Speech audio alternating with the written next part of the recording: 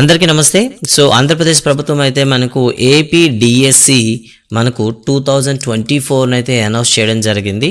అయితే కంటెంట్ గురించి చాలామంది అయితే ప్రిపేర్ అవుతూ ఉన్నారు. బట్ గతంలో జరిగినటువంటి డిఎస్సిలో 2018 డిఎస్సిలో మనం ఒకసారి కంపేర్ చేసుకున్నట్లయితే టెట్లో హైయెస్ట్ స్కోర్ చేసిన వాళ్ళు కూడాను ఎక్కువ తప్పులు చేస్తూ తక్కువ స్కోర్ చేసిన అంశం ఏదైనా ఉందంటే అదే సింపుల్గా మనం ఫిజిక్స్ అని చెప్పొచ్చు, భౌతిక శాస్త్రం. ఎందుకంటే ఇక్కడ 0.001 మార్క్ కూడా ఇంపార్టెంట్ అనమాట.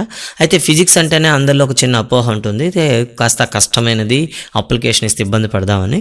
సో ఈ వీడియో సిరీస్లో అయితే మీకు అలాంటి ఫిజిక్స్ని చాలా తేలిగ్గా మీకు గుర్తుపెట్టుకునే విధానంగా నేనైతే ఇక్కడ ఎక్స్ప్లెయిన్ చేయబోతున్నాను. సో అందరికీ నా యూట్యూబ్ ఛానల్కి స్వాగతం. ముందుగా ఛానల్ని సబ్స్క్రైబ్ చేయండి. అదేవిధంగా ఈ అప్డేట్స్ కోసం ఆల్ నోటిఫికేషన్ ఎనేబుల్ చేసుకోండి బెల్ ఐకాన్లో, మీకు ప్రతిసారి కూడా వస్తుంటుంది.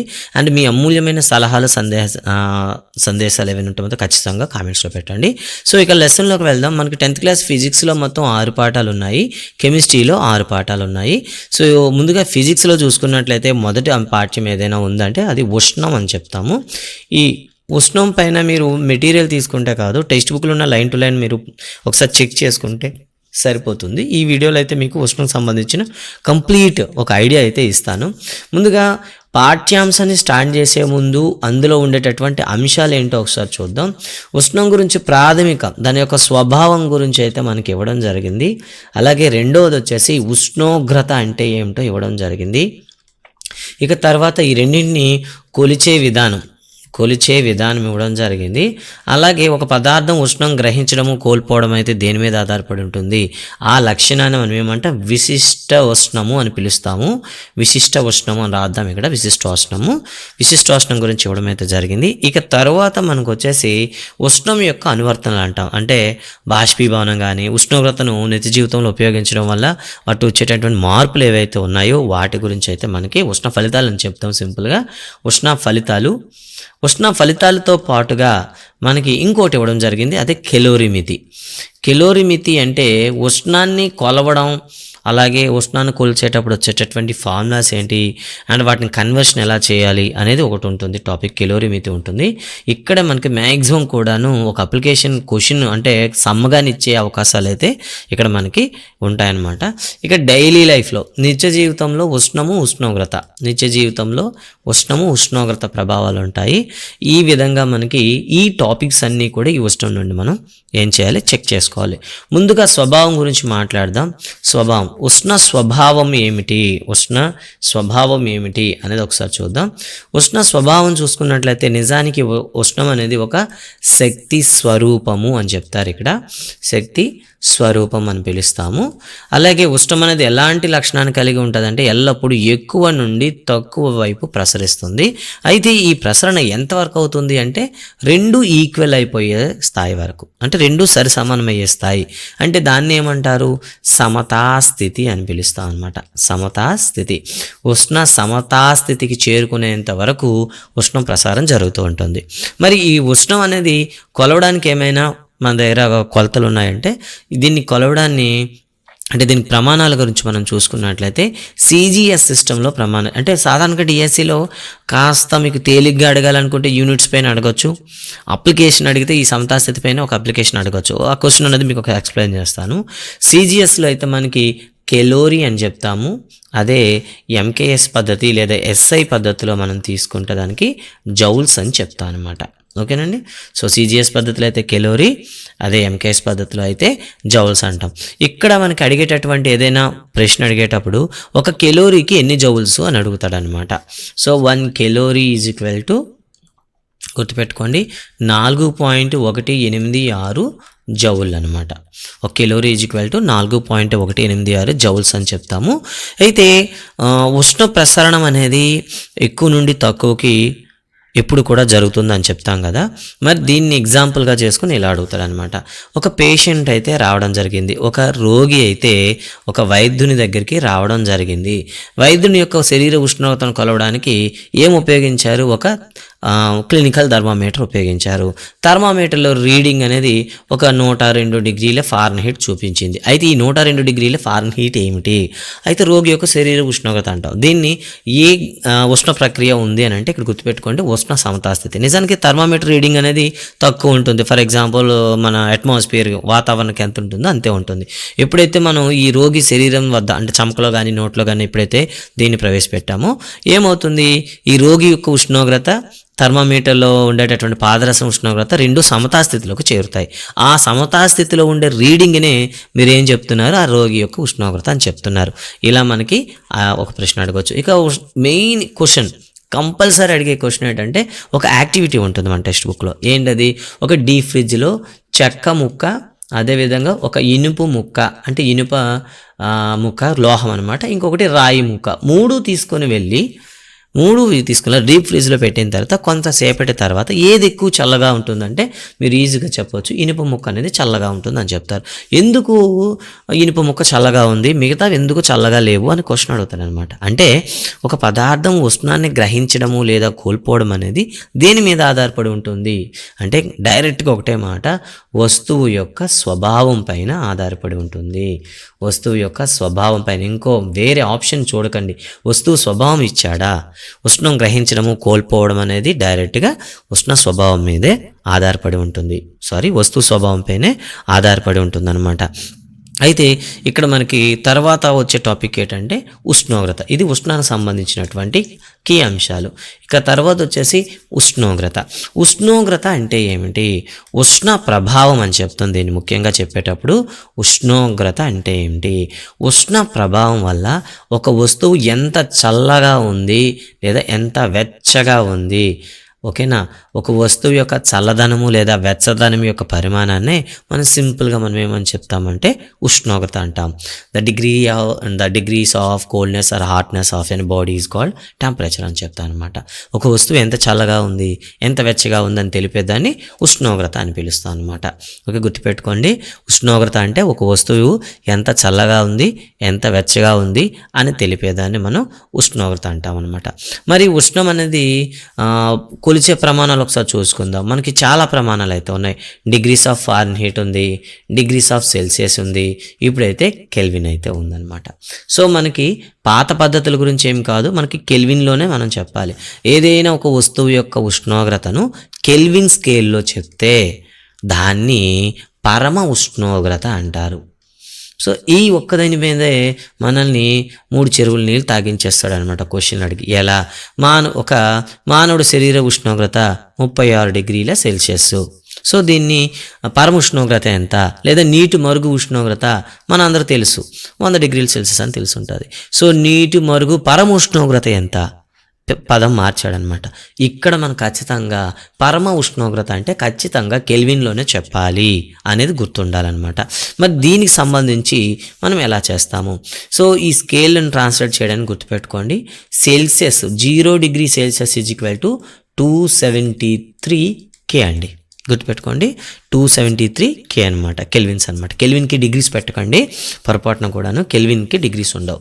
సో ఇక్కడ మనకి 0 డిగ్రీలు 273 K అయితే 10 డిగ్రీల సెల్సియస్ ఎంత, 10 + 273 K, మొత్తం ఎంత అండి 283 K అనమాట. అంతేకాకుండా మరి మరో ప్రశ్న చూడండి. అయితే మానవుడు అంటే నీరు మరుగు ఉష్ణోగ్రత యొక్క పరమ ఉష్ణోగ్రత ఎంత, నీటి మరుగు పరమ ఉష్ణోగ్రత ఎంత అంటే ఇప్పుడే చెప్పుకున్నాం కదండి. 100 డిగ్రీల సెల్సియస్కి మీరు ఏం చేయాలి, సో సెల్సియస్ని తీసేయాలి, డిగ్రీలు తీసి 273 యాడ్ చేయండి. అప్పుడు ఏమవుతుంది 373 K అనమాట. సో హ్యూమన్ బాడీ యొక్క బాడీ టెంపరేచర్ 36 డిగ్రీ సెల్సియస్ ఉంటే దాని పరమ ఉష్ణోగ్రత ఎంత అని అడిగారు అనుకోండి, సింపుల్ 36 + 373 కలిపేయండి. సో 639 3710 ఓకే 409 K వచ్చిందనమాట. 273 కదా, 309 K అనమాట. సో ఇలా మీరు గుర్తుపెట్టుకోండి. సో కాబట్టి ఒక వ్యవస్థ యొక్క ఉష్ణోగ్రతను మనం కెల్విన్ స్కేల్లో తెలియపరిస్తే దాన్ని ఏమంటారు, పరమ ఉష్ణోగ్రత అని పిలుస్తారు. ఇక్కడ ఒక ప్రశ్న రావడానికి ఖచ్చితంగా హోప్స్ అయితే ఉన్నాయన్నమాట.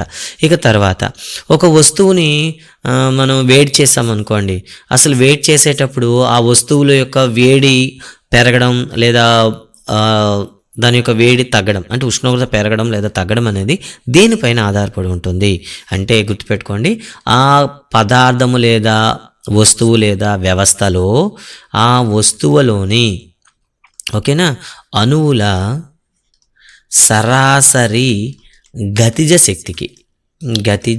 శక్తికి అనులోమానుపాతంలో ఉంటుందన్నమాట. ఓకేనా, అనులోమానుపాతంలో ఉంటుంది. ఓకేనండి, గుర్తుపెట్టుకోండి. వస్తువులోని అణువుల సరాసరి గతిజ శక్తికి అనులోమానుపాతంలో ఉంటుంది. ఇది మీరు గుర్తుపెట్టుకోవాలి. అంటే ఒక వస్తువుని వేడి చేసేటప్పుడు లేదా చల్లబరిచేటప్పుడు దాని ఉష్ణోగ్రత మార్పు అనేది దేనిపైన ఆధారపడి ఉంటుందంటే దానిలోని అణువుల సరాసరి గతిజ శక్తికి అనులోమానుపాతంలో ఉంటుంది అని గుర్తుపెట్టుకోవాలి. ఇక తర్వాత నిజానికి ఎప్పుడైనా సరే ఉష్ణం అనేది ఎక్కువ నుండి తక్కువకు వస్తుంది అని చూపే ప్రయోగం అయితే మనకి టెక్స్ట్ బుక్లో ఉంటుంది. మనకి కాంపిటేటివ్ ఎగ్జామ్లో బొమ్మలు ఇవ్వకూడదు అనే కండిషన్ అయితే ఉంది కాబట్టి కొన్నిసార్లు ఇవ్వకపోవచ్చు. ఒకవేళ ఇచ్చినట్లయితే ఈ ఎక్స్పెరిమెంట్ ఒకసారి చూసుకోండి. రైట్, సో ఈ ఎక్స్పెరిమెంట్ అయితే మనకి ఎలా ఉంటుందన్నమాట. సో ఈ ఎక్స్పెరిమెంట్లో మీకు టెక్స్ట్ బుక్లో కిందన మీకు నీరు ఉంటుంది, పైన మీకు కొబ్బరి నూనె ఉంటుంది, కొబ్బరి నూనె. సో ఇప్పుడు థర్మామీటర్లు రెండు, ఒకటి కొబ్బరి నూనెలో పెడతారు. సో కొబ్బరి నూనె అనేది లో టెంపరేచర్, తక్కువ ఉష్ణోగ్రత వద్ద ఉండేటట్లు చూస్తాము. అలాగే వేడి నీళ్ళు అనేది మనం వాడతాం అనమాట. సో వేడి నీళ్ళు ఫర్ ఎగ్జాంపుల్ ఏదో 60 డిగ్రీల సెల్సియస్ ఉంది, కొబ్బరి నూనె ఒక 30 డిగ్రీల సెల్సియస్ పెట్టాం అనుకోండి. ఈ రెండు థర్మామీటర్ రీడింగ్లో స్టార్టింగ్లో ఒకేలా కనిపిస్తుంది. కాసేపు అయిన తర్వాత ఏమవుతుంది, సో నీటిలో ఉండేటటువంటి 60 డిగ్రీల సెల్సియస్ అనేది క్రమంగా తగ్గుతూ ఉంటుంది, కొబ్బరి నూనె ఉష్ణోగ్రత అనేది క్రమంగా పెరుగుతూ ఉంటుందన్నమాట. ఇలా ఒక వ్యవస్థలో ఉష్ణోగ్రత తగ్గుదల, ఇంకో వ్యవస్థలో పెరుగుదల దేనికి సూచిస్తుందంటే ఉష్ణ ప్రసారం, అంటే ఎక్కువ నుండి తక్కువ వైపు ప్రసరిస్తుంది అని మనం చెప్పొచ్చు అనమాట ఈ ఎక్స్పెరిమెంట్ ద్వారా. ఇక తర్వాత అన్ని పదార్థాలు ఒకేలాగా ఉష్ణాన్ని గ్రహించవు అని చెప్పామన్నమాట. మరి ఎందుకు అలా గ్రహించవు అని చెప్పడానికి మనకి ఎక్స్ప్లెయిన్ చేసే విషయమే విశిష్టోష్ణము. విశిష్టోష్ణం అంటే డెఫినేషన్ ముందు చూడండి, తెలుసుకోవాలి. అంటే ఒక పదార్థం అనేది ఉష్ణాన్ని గ్రహించడాన్ని వ్యతిరేకించే లక్షణం. విశిష్టోష్ణం అంటే ఏంటంటే ఒక పదార్థం అనేది ఉష్ణాన్ని గ్రహించడాన్ని వ్యతిరేకించే లక్షణాన్ని విశిష్టోష్ణం అంటారు. విశిష్టోష్ణం ఎంత తక్కువ ఉంటే అది అంత వేగంగా ఉష్ణాన్ని గ్రహిస్తుంది అని అర్థం. విశిష్టోష్ణం ఎంత ఎక్కువగా ఉంటే అది అంత నెమ్మదిగా వేడెక్కుతుంది అని అర్థం అనమాట. అంటే ఉష్ణాన్ని తీసుకోవడాన్ని వ్యతిరేకిస్తుంది అని అర్థం. దీనిపైన క్వశ్చన్ అడుగుతాడు. ఒక విశిష్టోష్ణానికి యూనిట్స్ గురించి తర్వాత మాట్లాడతాను. విశిష్టోష్ణ యూనిట్స్ అనేవి మనం పెట్టి చూద్దాం. ఒక ఏ అనే వస్తువు ఉంది, బి అనే వస్తువు ఉంది, సి అనే వస్తువు ఉంది. ఏ యొక్క విశిష్టోష్ణం వచ్చి 2.1, బి అనే వస్తువు యొక్క విశిష్టోష్ణం 3.9, సి అనే ఒక లోహం ఉంది, 3 లోహాలు తీసుకోండి, 1.5 ఉంది. ఇలా ఇచ్చేసి మూడింటిని ఎండలో కొంతసేపు ఉంచిన తర్వాత ఏది ఎక్కువ ఉష్ణాన్ని గ్రహిస్తుందని అడుగుతాడనమాట. చూడండి, ఏ అనేది 2.1 ఉంది, విశిష్టోష్ణం యూనిట్స్ అయితే నేను రాయలేదు, నెక్స్ట్ మీకు చెప్పాక రాస్తాను. బి అనేది 3.9 ఉంది, సి అనేది 1.5 ఉంది. సో తొందరగా ఏది వేడెక్కుతుందంటే విశిష్టోష్ణం దేనికైతే తక్కువ ఉంటుందో అది వేడెక్కుతుంది అనమాట. సో దీన్ని ఇంకో మిమ్మల్ని ఇబ్బంది పెట్టడాన్ని మరీ ఇండైరెక్ట్గా అడిగితే, సో ఒక వంట పాత్రలు తయారు చేసే వ్యక్తి దగ్గర ఏబిసి అనే 3 రకాల లోహాలు ఉన్నాయి. ఏ యొక్క విశిష్టోష్ణం 2.1, బి అనేది విశిష్టోష్ణం 3.9, సి అనే విశిష్టోష్ణం 1.5. అయితే వంట పాత్రలు తయారు చేసేటప్పుడు అతను ఏ రకం లోహాన్ని తీసుకోవాలి అంటే, వంట పాత్ర మనం తీసుకున్నాం అనుకోండి, అది తొందరగా వేడెక్కాలి, అంటే తక్కువ విశిష్టోష్ణం అనేది మీరు చూస్ చేసుకోవాలి. అదే కాస్త దాన్ని ఇబ్బందికి పెట్టకుండా వంట పాత్ర తయారు చేసే వ్యక్తి హ్యాండిల్గా దేన్ని ఉపయోగించాలి. హ్యాండిల్ అనేది ఏమవ్వాలి, ఎంతసేపు అయినా వేడెక్కకూడదు, నెమ్మదిగా వేడెక్కాలి. కాబట్టి 3.9. సో ఇది హ్యాండిల్గా తీసుకోవాలి, ఇది వంట పాత్ర ప్రధాన లోహంగా తీసుకోవాలి. ఈ విధంగా మనకి విశిష్టోష్ణం మీద ప్రశ్న అడగడం జరుగుతుంది. ఇక విశిష్టోష్ణం అంటే ఏంటో ఒకసారి చూద్దాం. విశిష్టోష్ణాన్ని ఇప్పుడు కూడా స్మాల్ ఎస్తో మనం సూచిస్తాం అనమాట. ఇది ఎప్పుడు ఏ విధంగా ఉంటుందో ఒకసారి చూద్దాం. అంటే ఇక్కడ చూడండి, ఒక వస్తువు గ్రహించే ఉష్ణం అనేది దేనిపైన ఆధారపడి ఉంటుంది. ఓకేనా, అంటే మనకి ఇక్కడ చూడండి, టెంపరేచర్ అనేది కాన్స్టెంట్గా పెట్టాను, ఉష్ణోగ్రత స్థిరంగా పెట్టాను. సో ఇక్కడ ఒక వస్తువు మాస్ అనేది ద్రవ్యరాశి మనం పెరుగుతూ ఉంటే దాని యొక్క ఏమవుతుంది చెప్పండి, అది గ్రహించే ఉష్ణం కూడా పెరుగుతూనే ఉంటుంది కదా. ఉష్ణోగ్రత అనేది ఒకేలా ఉంది. అంటే ఫర్ ఎగ్జాంపుల్ దీన్ని ఎలా చెప్పాలి? సో ఏం చేస్తామంటే ఒక 50 డిగ్రీల సెల్సియస్ అనే ఒక వాటర్ డబ్బు తీసుకున్నాను. అక్కడ టెంపరేచర్ కాన్స్టెంట్గా ఉంది, టెంపరేచర్ తగ్గకుండా జాగ్రత్త పడ్డాను. అందులో ఒక చిన్న గోళీ వేశారనుకోండి, చిన్న లోహపు గోళీ వేసామంటే తక్కువ ఉష్ణాన్ని గ్రహిస్తుంది. అదే కాస్త పెద్ద లోహపు గోళం వేస్తే ఎక్కువ ఉష్ణాన్ని గ్రహిస్తుంది. అంటే మనకి ఉష్ణం గ్రహించడం అనేది ద్రవ్యరాశికి అనులోమానుపాతంలో ఉంటుంది. So Q is directly proportional to M అని రాస్తాం. ఇంకా రెండవది, ఒకవేళ M అనేది మీరు కాన్స్టెంట్గా తీసుకున్నాం అనుకోండి, అప్పుడు Q is directly proportional to temperature అని చెప్తాం. ఇక్కడ టెంపరేచర్ కాదు, ఇక్కడ ఉష్ణోగ్రతలో మార్పు రేట్ అంట అనమాట. ఈ రెండింటిని మనం ఒకసారి కంక్లూడ్ చేస్తామనుకోండి, Q is directionally proportional to M into T అని రాస్తాం. సో మాస్ ఇంటూ టెంపరేచర్ అని రాస్తాం అనమాట. Mass into temperature. ఇక్కడ ఏదైనా ఒక కాన్స్టెంట్ తీసుకున్నాం అనుకోండి, అప్పుడే Q is equal to MST అవుతుందన్నమాట. ఓకేనా, MST. ఓకేనా, ఇక్కడ T అంటే మనం ఏం గుర్తుపెట్టుకోవాలి? ఉష్ణోగ్రతల మార్పు. కాబట్టి ఏం చెప్తామంటే ఇక్కడ Q is equal to MS delta T అని పిలుస్తాం అనమాట. సో విశిష్టోష్ణానికి సూత్రం ఏమిటి? MS delta T. Q is equal to MS delta T అని చెప్తాం అనమాట.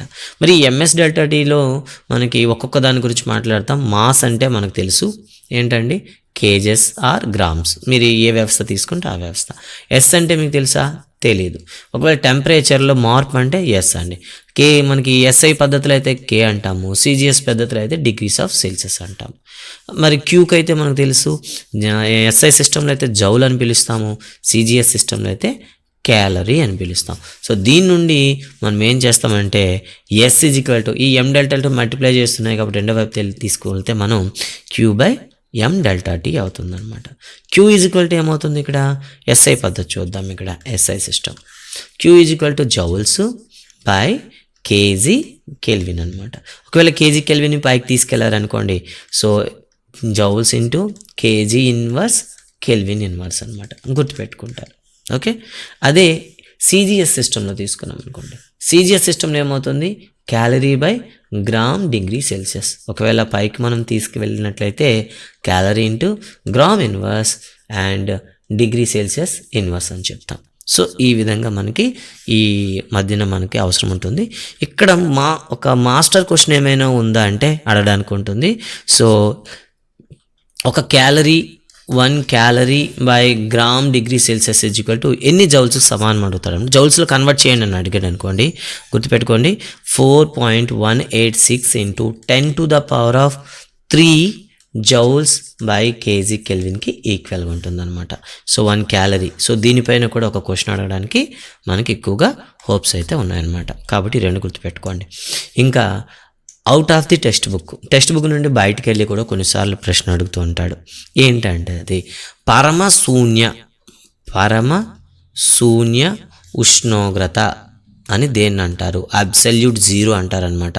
అంటే ఈ ఉష్ణోగ్రత భూమి మీద మనం ఏర్పరచగలం. భూమి మీద ఏర్పరచగలిగే అతి తక్కువ ఉష్ణోగ్రత ఏదని అడుగుతాడు. సింపుల్గా మనకి 0K అండి. 0K లేదా -273 డిగ్రీల సెల్సియస్. ఇంతకన్నా తక్కువ ఉష్ణోగ్రత భూమి మీద మనం ఏర్పాటు చేయలేము. ఇది ఒకటో క్వశ్చన్. ఇక తర్వాత degrees of Celsius, degrees of Fahrenheit రెండూ సమానమయ్యేటటువంటి సందర్భం ఏమైనా ఉందా? ఉందండి. -40 డిగ్రీలు. ఈ -40 డిగ్రీల తర్వాత సెల్సియస్ ఫారెన్హీట్స్ రెండు సమానంగా ఉంటాయి. ఇక తర్వాత లెక్కల్లో అడగడానికి ఏమైనా ఉన్నాయంటే డిగ్రీస్ ఆఫ్ సెల్సియస్ని ఫారెన్హీట్లో మార్చడం అనేది ఇది ఎక్స్ట్రాడినరీ క్వశ్చన్ అనమాట. ఒకవేళ అడిగితే మీరు క్యాలిక్యులస్ చేయాల్సి ఉంటుంది. దీన్ని 9th క్లాస్లో మనం చేసే ఉంటాం. ఓకేనా? సో దీని ఫార్ములా ఏంటి చెప్పండి? F-32/180 is equal to C/100 అనమాట. ఇది దీనికి ఉన్న ఫార్ములా. ఈ ఫార్ములా మనం అప్లై చేసి చేయొచ్చు. ఓకే, తర్వాత విషయంకి వచ్చినట్లయితే ఈ విశిష్టోష్ణంకి సంబంధించి కొన్ని విలువలు అనమాట.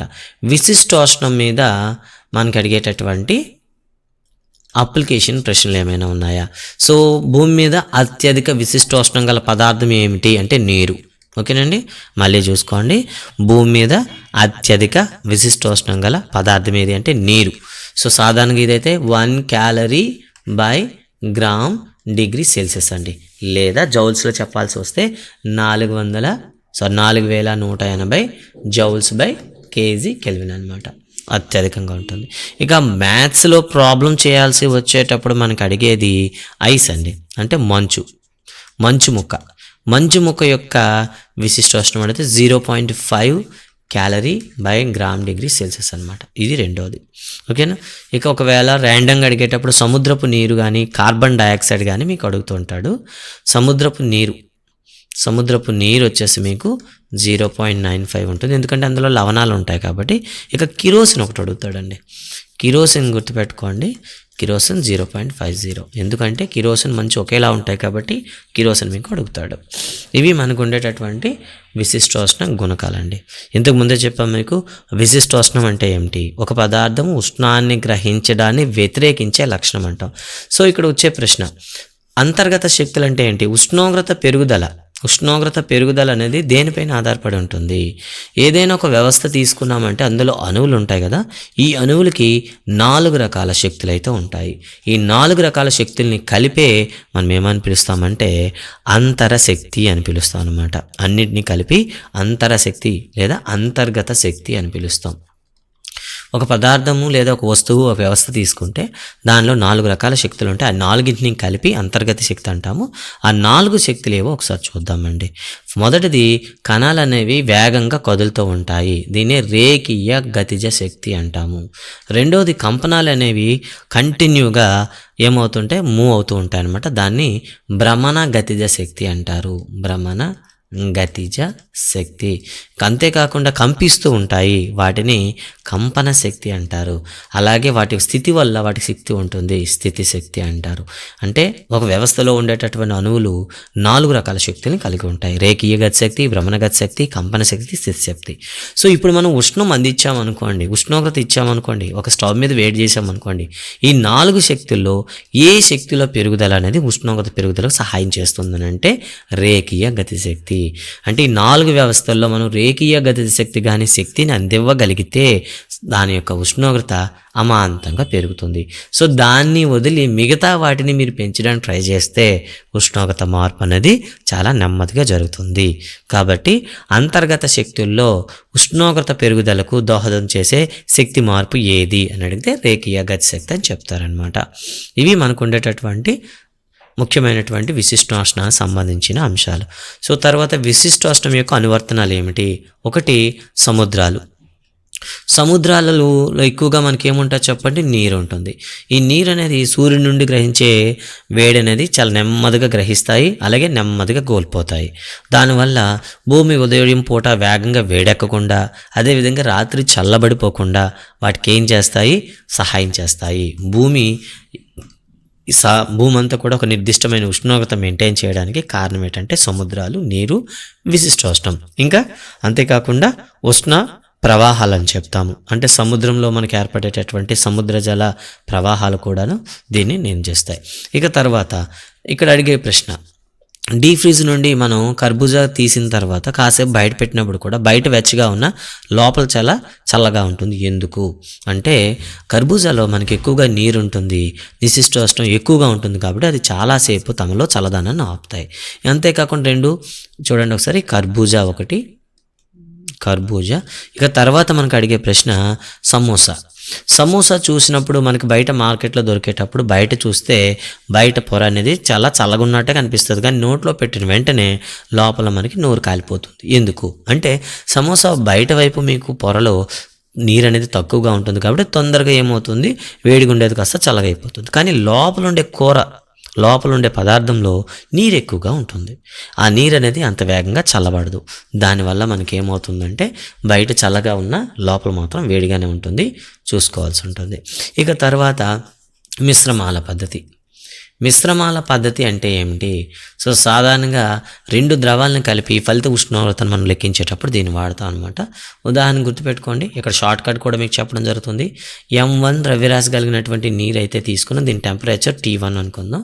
సో ఇంకో దగ్గర మనకేముంది, ఇంకో గ్లాసులో అయితే M2 ద్రవ్యరాశి ఉండే నీరు తీసుకున్నాం, దీని యొక్క టెంపరేచర్ T2 అనుకోండి. ఈ రెండింటిని కలిపి ఒక పెద్ద బకెట్లో వేసామనుకోండి. సో ఫలిత ఉష్ణోగ్రత ఎంత? సో ఫైనల్ టెంపరేచర్ ఎంత అంటే formula M1 T1 plus M2 T2 by M1 plus M2 అండి. ఓకేనా, గుర్తుంచుకోండి. M1 T1 plus M2 T2 by M1 plus M2. ఒక లెక్క చూద్దామండి. సో ఇందులో 100 గ్రామ్స్ ఉంది, 50 డిగ్రీ సెల్సియస్ ఉందండి. ఇక్కడ 200 గ్రామ్స్ ఉంది, ఒక 60 డిగ్రీ సెల్సియస్ ఉందనుకోండి. సో రెండు కలిపితే ఫలితంగా వచ్చే టెంపరేచర్ ఎంత? ఫార్ములా ఏంటండి?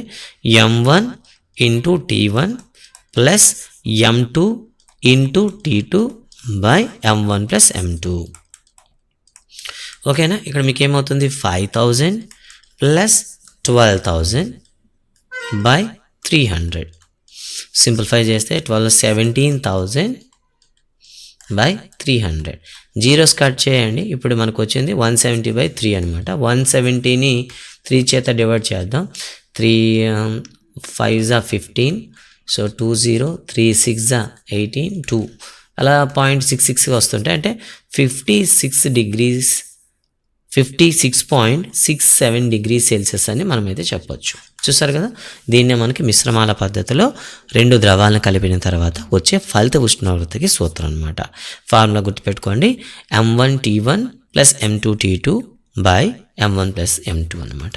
ఇక తర్వాత ఒక మిశ్రమాల పద్ధతి ఉపయోగించి విశిష్టోష్ణోగ్రతను ఏ విధంగా లెక్కించాలి అనేది మనకి కెలోరీమీటర్ ఫార్ములా ఉంటుంది. అదేవిధంగా కెలోరీమీటర్ అంటే ఉష్ణం యొక్క అనువర్తనాలు అయితే ఉంటాయి. ఇది నెక్స్ట్ వీడియోలో అయితే ఎక్స్ప్లెయిన్ చేద్దాం. ఈ వీడియో పైన మీ అభిప్రాయాలు కానీ కామెంట్స్ కానీ చెప్పండి.